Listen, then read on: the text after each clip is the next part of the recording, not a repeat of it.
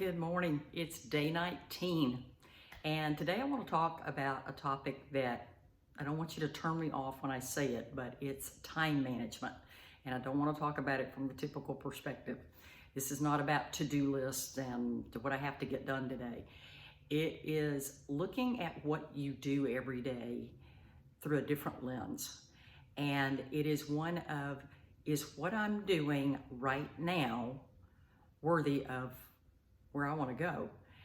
I was on a call yesterday with another coach who has consulted and coached some of the biggest corporations in the world. And he shared that when he sits down with a business owner, especially for the first time, one of the things that he asks them is to treat their schedule as though they are being paid $750 an hour. Now, you may already be in that bracket where you're a CEO and your company's doing that kind of revenue where you might actually value your time that way. But let's say you're a smaller company or you don't own the company, you work for somebody else. Is what you're doing at any given point of the day going to produce that level of income? I was also on a call earlier in the week where I was talking with someone that's been battling for at least a month, if not longer, with the fact that they needed to clean up the hard drive on their computer because they're having difficulty producing content for their various electronic outlets. And they've talked about this several different times, and every time it's, I'm gonna get that done this week. I need to get that done this week. And so I suggested a different tactic, and that was, this person has a couple of teenage children. And I said, what if you recruited one of them to help? Because I'd be willing to bet that's something that would be fairly simple for them to do. And it sort of clicked something with this individual that they hadn't thought about. They were just thinking in terms of, I have to get this done. I have to get this done. And as I've thought about this process from the phone call on Sunday, I believe it was, to the call I was on yesterday, to a call I was on with my coach yesterday morning, realizing if you look at your day, are you producing something worthy of whatever you're being paid or what you want to be paid?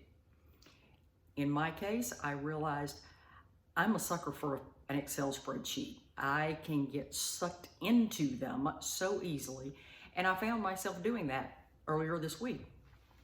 Now, there are pieces of that spreadsheet that I can't fill in because there's software that's necessary to really do it justice. And in this case, it's to find some specific information on companies. And I don't have that software because it's not something I do all the time. Well, I look back on that and I spent an hour and a half just formatting and figuring out which columns I didn't need, that sort of thing, because I think it had 350 columns, which I've never put that many columns in a spreadsheet in my life.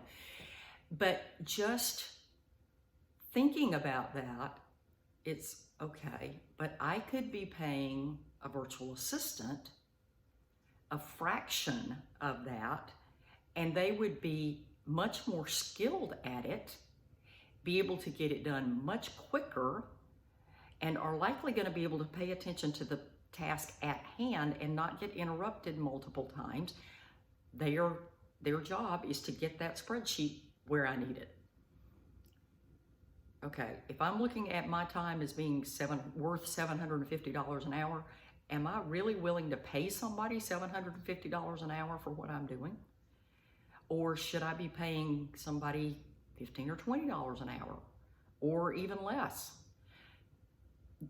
It doesn't really matter what the numbers play out to, but especially if you are an employee, and let's say you're making the equivalent of $20 an hour or more, but you're saying, you know what, this is probably all I'm ever going to make in this job, and I'm just going to do what I got to do. There are people that show up for work every day looking for what the least amount of stuff they have to produce possible to get their paycheck. Well, guess what? when companies start suffering setbacks, shutdowns, cutting back on staff, guess who's going to go first? It's the people that aren't producing what they're being paid or more than they're being paid.